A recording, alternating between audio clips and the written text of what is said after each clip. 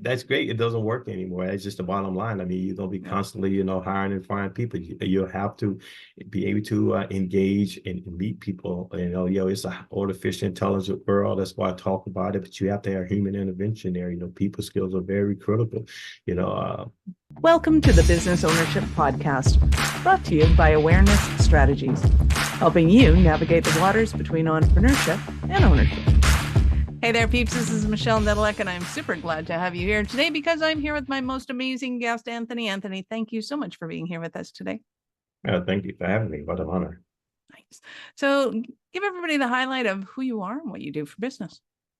Yeah, I'm Anthony Simmons. I actually have a doctorate degree in strategic leadership from Regent University. I'm president and CEO of Sixth Gear Consulting LLC. And what Sixth Gear is about common sense, putting the human back into the loop. I call it slogan is bridging people and technology. And Sixth Gear just recently launched a book titled Champion Organizational Wellness. That book takes my 28 years of military service as a Navy surface warfare officer who traveled to over 63 countries and taking those experiences and practices in a global landscape and pretty much trying to help people to connect with each other so we can take their organizations to their zenith.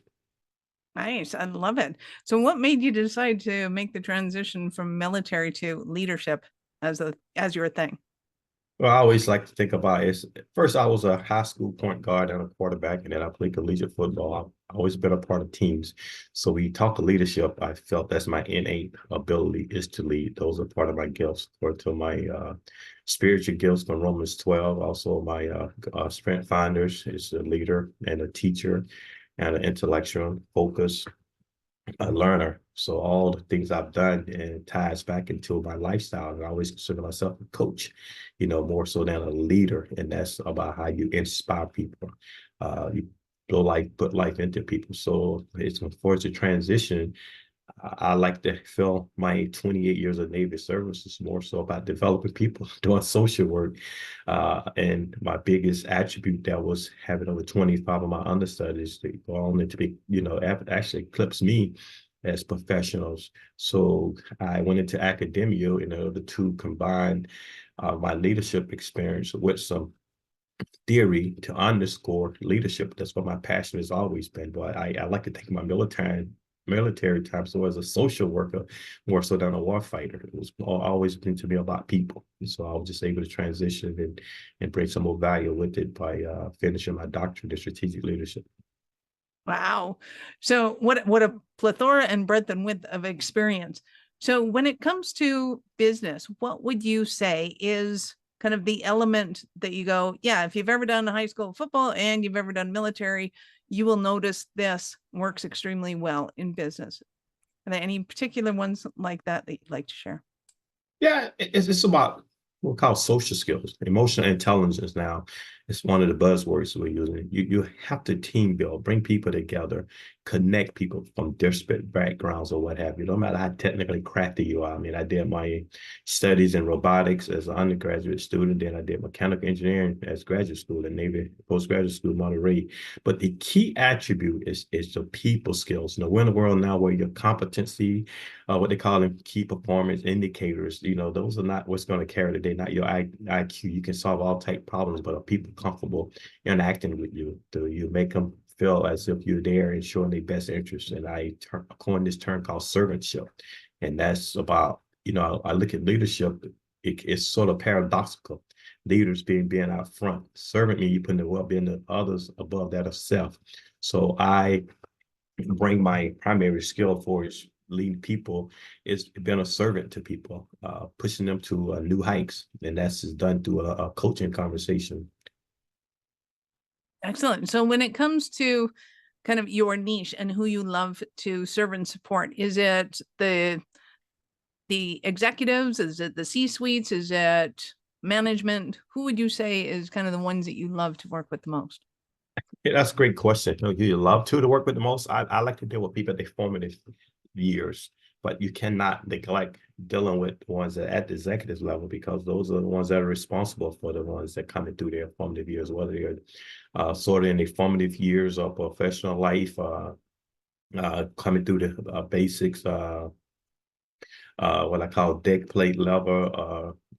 Employees background is what he dealing out there, the direct supports. You have to be able to impact that at some point. But I like dealing with people that I think is a little more malleable, but we can't elect our executives because they have more influence on everyone. So but I do that more like on a pull basis, vice pushing. So I normally push my leadership modeling down to people that that at the more lower level, but I'm very open to working with executives also. Well, and I love the getting them while they're malleable concept, because I think too, in the entrepreneurial world, there's a ton of people that are starting out and they're going, hey, how do I hire a person? How do I do this? And there's a need there and a want there to take on those skills, to learn, how do I make this hire an effective hire? And so when you're working in companies, are you working with kind of the front line? Are you working with, like, are you taking everybody in and doing a class? Are you going one-on-one? How do you do it? Or how do you prefer to do it? No, I do it mostly with the leaders. Okay, that's when I'm working industry. Depends on the professor. I do a lot with youth sports, a lot of with coaches. That's when I use my dealing with people at the formative level. But in an organization, you got to go across the board because it's the team of teams. And we're in a culture now where we talk about a culture of empowerment, flat organizations. Okay, one of my models for organization design is, how do you have a flat organization where you don't empower people? So we have to grow people. We have a lot of changing conditions nowadays, very dynamic world. So you have to do strategic thinking and strategic acting almost in the same space. It has to be synonymous in sync. And, so in order to gain that synergy, there I have to like to bring all the teams. What I do in organizations, I build this concept called a coaching organization, a culture of coaching, and that allows people to grow throughout the entire organization. Like as you mentioned, at the front line level, all up to the C-suites there. But it's a holistic approach to developing a coaching organization, because these people, and that's one of the, we're away from what we call a command and control hierarchy type leadership environment. We're in a world we call trust and inspire. This is Stephen M. Covey, new book that came out. He was a follow-on to his father, was The 7 Habits of Highly Effective People, which I've been studying over the years.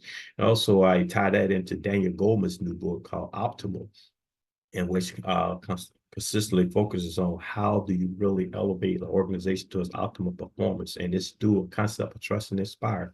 This is a world of co-equals, Larry. The leader follower model is no longer the same. I took a course in leaders followers, and that's one of the takeaways. So you have to bring everyone into the same space in order to have a flat organization. So I call it an elevated flat organization, where you got a culture of empowerment. It doesn't mean empowerment by empowering people. It means inspiring people, to see through the same prism that the executives see through. So when it comes to kind of, if somebody's, say, new in middle management and they're trying to get their team to function, to hit the deadlines, to do the KPI, to do all the things that middle management is wanting to do, how do they kind of wrap their head around kind of trust and openness and inspiration and going, I just want it done now? Well, you asked some great questions there. I mean, I'm dealing this piece I call connectedness. How do people really belong to each other? In my book, Champion Organizational Wellness, you go through the chapters of, the first one is you got to self-assess, know who you really are. It's about location. You got to find the person, you got to identify with them based on where they are. So that's the first thing executives have to do. They have to self-assess. Who am I? What am I about? What are the biases I have?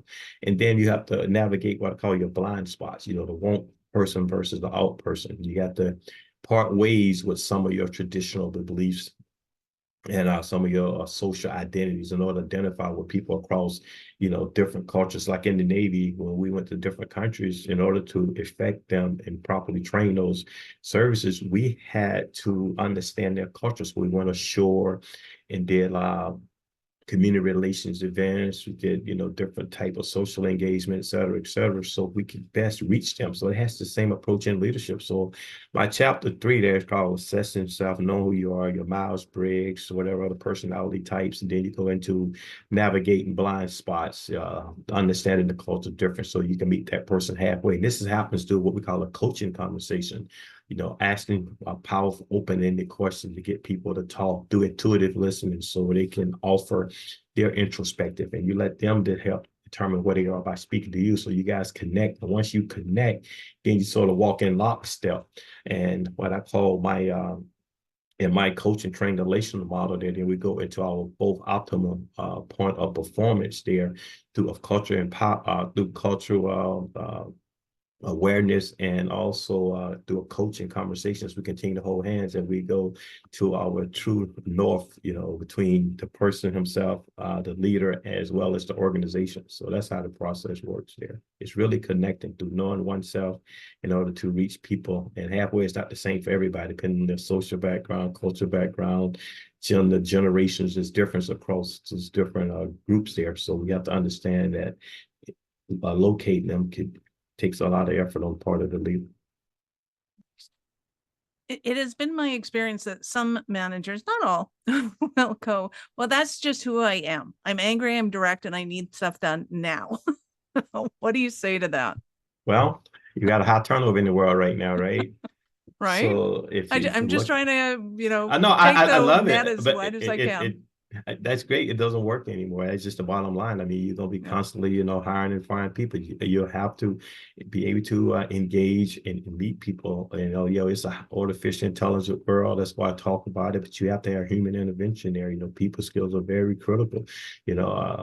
I was reading the article in this particular book, Optimal by Goldman, and it talks to, well, so you got a guy that offer you IT support, and said you got two people there. One got really, really technically crafty, probably more renowned, did better in school, looked good on a resume, but he doesn't do well with people. He or she doesn't do well with people. So you have the two to choose between as an employee. So you come there one day and the guy that doesn't do well with people not there. So people are less inclined to ask for support from that particular person because they don't feel comfortable. They can't reach each other. So they just go ahead and live with the problem. So then the company lose productivity. So we're in an environment now where social intelligence, actually triumphs your technical, your IQ, as I mentioned earlier. So I mean, that model, and just if you look at a lot of times those leaders that you mentioned, this who I am, just do this, and you're gonna get paid for it. That's transactional. You don't want to that approach, and it's more external. It's motivational, through external means. But the whole the intrinsic leadership and transformational piece, and this requires the leader to really assess himself. That's where the trust and inspire, where you have to be transparent, understand and relate to people. And that's how you get engagements, from your employees. And actually you keep them around a little longer, and there's a lot of cost reduction and also better performance with that approach. But that former model that you led in the question with, it's just unfortunately it's just going to create a lot of turnover, and it won't be able to operate and compete in the buckle in dynamic environments with changes. Mm-hmm. Because I've noticed when people say, you have to know yourself, it's like, great, I know myself. It's like, yeah, that's the list that we're going to use to be able to start kind of ebbing and tiding as to where are the opportunities that we can start to kind of look at those areas to be able to open up communication. Because I mean, that is the whole point of what you do. Yes, is that they're not necessarily going to be good at communication. They're not necessarily going to be good at emotional connections, but with your coaching and the work that you do, be able to hone in on the aspects and realize that it's okay and it's safe to let go of things that aren't working for them anymore, that are contributing to, like you said, that turnstile of employees and helping them to be better leaders. Yeah. Yes, absolutely.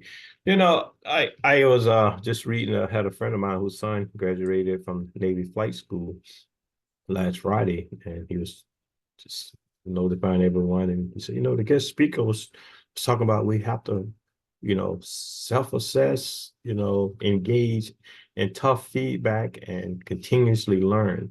It knows us through the principles that I've been talking to so frequently now. Even myself, I said coaches must be coached. I'm a leadership coach, but I learn from the people that I'm actually coaching. Everyone has something to offer because we're so different as people, and learning is a beautiful thing, but you got to be willing to learn, and you got to continuously self-assess Goldman talks that, we've been studying, we have a consortium that studied this emotional intelligence stuff for the last 25 years. And it was all mostly theory, and it was all over the place with it.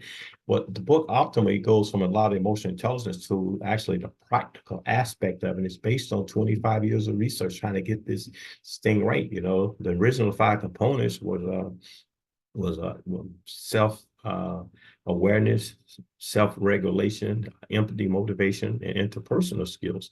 But now it is sort of distilled down to the domains of what we call in self-awareness, self-management, their social awareness, and their social interaction, and then I like to add to those 4 domains instead of motivation, which is more transactional and based on extrinsic, offering people stuff in exchange. I like to feel that that domain allows you to inspire people. But as I mentioned, you're dealing with 2 personal skills there for is your self-awareness and self-management. That's the part I struggled with for so long.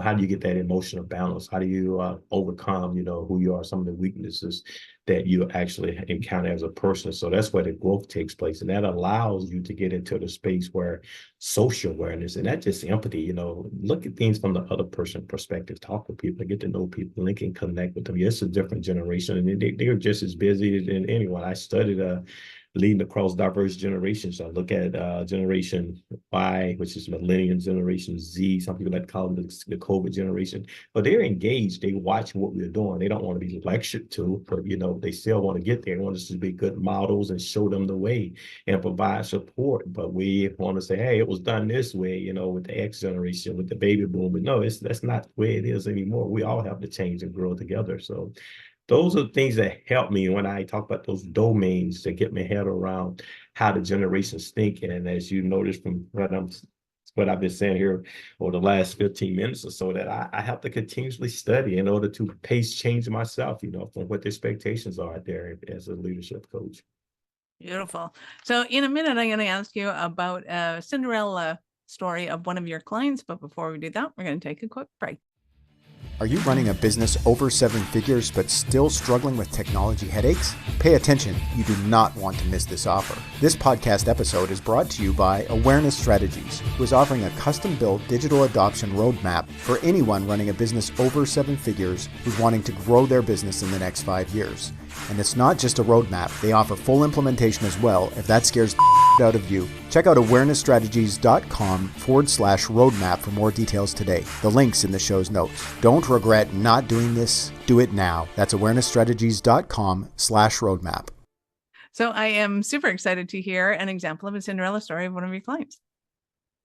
Yes, well, as we spoke earlier, I do a lot within the sports industry and dealing with youth sports. Had some kids that actually played youth sports in this particular area in Hampton Roads, and so one of my understudies was struggling with a grassroots sports legend here, and he was excited to work for this particular legend, but he didn't really understand how sometimes to cater to some of the needs and desires. And sometimes, like we talked generational, this generation looks like to be a little impatient and don't understand, how you have to be humble. And as you asked me earlier, what do you do when those guys say, it's just me, you got to live with it? So he was dealing with one of those guys that, that he had, this person had the choices of who he could interact with. So he didn't have to deal with, go outside of his norm.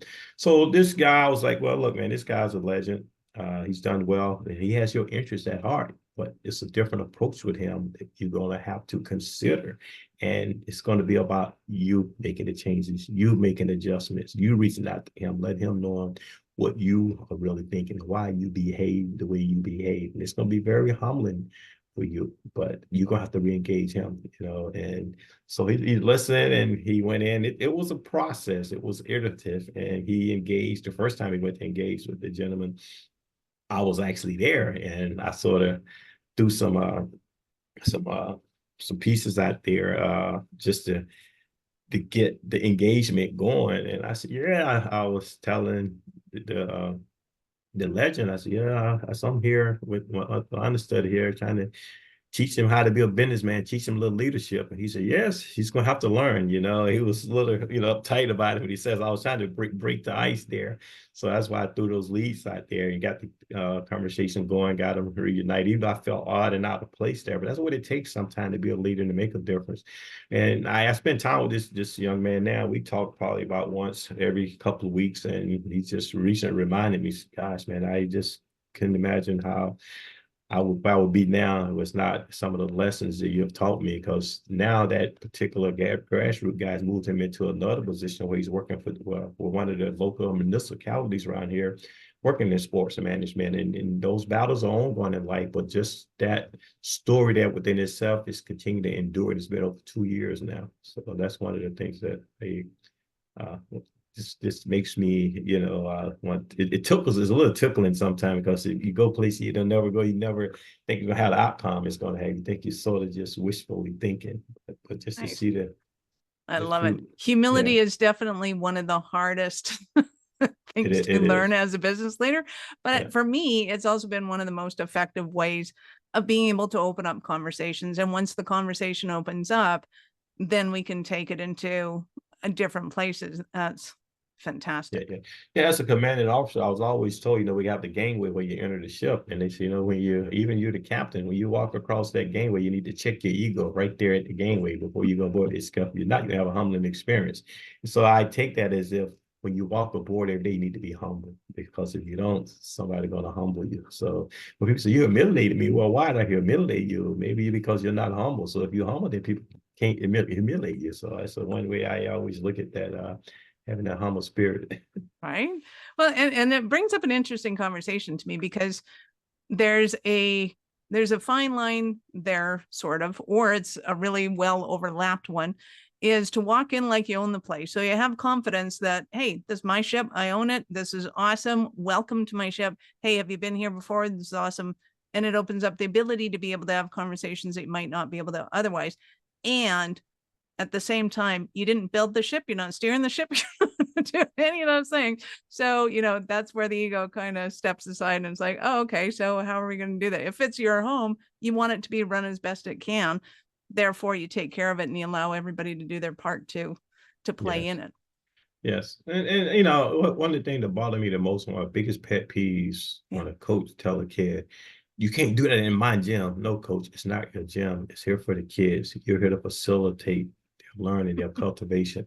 But it's just a lot of people out here, a lot of coaches and positions just don't get it. That's why I got my motto called upside down leadership. You got a lot of people in leadership positions, but not quite paired, accomplished enough, self-actualized to the point where they really are good leaders, So that's a challenge that I struggle with. And that's what keeps me engaged, though, to try to help people in situations of such. I love it. So many industries could benefit from that servantship of understanding. And in some cases, your boss happens to be a 10-year-old. And that's okay. That's okay. They're the ones that are going to benefit from it long term. That's right. I love it. So when you're working with people, what would you say is kind of your unique strength that you bring into that relationship? Making them believe in themselves. Nice. I was a high school quarterback and a point guard. I always go back to those years, and the same approach I took in high school. I started playing quarterback in Pop Warner football as 11, 12-year-old. And it really took strong root when I was a senior. I played football. I already earned a scholarship as a quarterback and did a pretty good job with the team for its, success. And then basketball, I was getting recruited my senior year, and we had a team with some pretty good athletes on there. And I played point for a couple of years. I said I was not going to play my senior year because I was focusing on football myself. And I looked across the board and saw my teammates, and I said, you know what? I owe those guys, opportunity to be there with them and to facilitate that opportunity. And when I was there, I could, I felt I was a decent scorer. That was not my role. My role was to bring the best out of it was two guys in particular that was on the team. And through that process, I had another guy that was 2 years behind me that didn't feel like he could fit in with the seniors, with the older guys. But by the end of the season, we did really well in that sophomore, and those guys had a really, really super careers and the high school. And that's what it's been for me. I can walk on any ship, any organization. I don't care what you give me. I can, you give me any group, I'm gonna, try to, I feel confident that no one wants to fail. And I'm going to do my best to get the best out of everyone there. And I always had a process where I would take my top performers and integrate them into my people that were struggling and have them work together and make each other better. So I see, if you give me a group of 100 people, I'm going to make at least, 80 of them better. So, that's just the bottom line there. And they're going to achieve heights that they never envisioned. And that's just what I feel like I have an innate ability to do, is to make people better. But that takes sacrifice, and I'm okay with that. Well, I know our listeners are going to love having you have their back. So how did they start that journey? Okay, you can see me at my website is Sixth Gear Consulting. It's SIXTHGEAR consulting.com. Let's visit my site there. You'll see some of my capabilities there. Of course, what I'm offering is more like in the talent management realm, organization design, a leadership coaching, just really growing people, and also can be reached personally. I got the mobile number 901-219-9906. So reach out anytime. And also you'll see my book, Champion Organization Wellness, on that site. It's available at Barnes & Nobles, Apple Books, and Amazon. You're a brave man giving out your phone number on a podcast. I don't care. You know what? I love it. Yeah, it doesn't bother me. I answer all my calls. I love it. So we will, of course, have all of Anthony's links in the show notes. Go ahead and scroll down, click on the links, and open up in a new browser, because we're not done yet. So, Anthony, I get to ask you, at what point in life did you know you were special kind of crazy enough to think that you could become an entrepreneur? I always had a vision. I've really been entrepreneurial in some aspects for the last 20 years. I dabbed into, I have 3 companies now, and a couple is in real estate, but my passion has always been leadership, consulting. So I've been writing books now for the last 15, 20 years. I just published my first one, which was Champion Organizational Wellness. And I have another one that I'm working now called Leading People to Good Waters. I'm from Goodwater, Alabama, and I'm going to put an S in parentheses, and that good waters to success. And I take my roots there from Goodwater, and I tied into all my life experiences to help people become successful, based on what some of the values and that I was able to use in life. And one of them is just really just working hard and learning from your mistakes. Colin Powell, Jonah Powell always said there's no key to success. It's just work hard, prepare, and just learn from your mistakes. There's no secret to a success. He says with confidence. I love it. You've been absolutely awesome. Any last words for our peeps? No, thanks for having me. And I appreciate the questions. Give me an opportunity to share my platform with a larger audience. Nice. Anthony, thank you so much for your time. I appreciate it, and I know how valuable it is. Thank you. Awesome. Peeps, this is Michelle Nedelec. Thank you for being here with us today. Be sure to subscribe to the show and share it with your friends. We love helping entrepreneurs grow. Are you running a business over 7 figures but still struggling with technology headaches? Pay attention, you do not want to miss this offer. This podcast episode is brought to you by Awareness Strategies, who is offering a custom-built digital adoption roadmap for anyone running a business over 7 figures who's wanting to grow their business in the next 5 years. And it's not just a roadmap, they offer full implementation as well if that scares the out of you. Check out awarenessstrategies.com/roadmap for more details today. The link's in the show's notes. Don't regret not doing this. Do it now. That's awarenessstrategies.com/roadmap.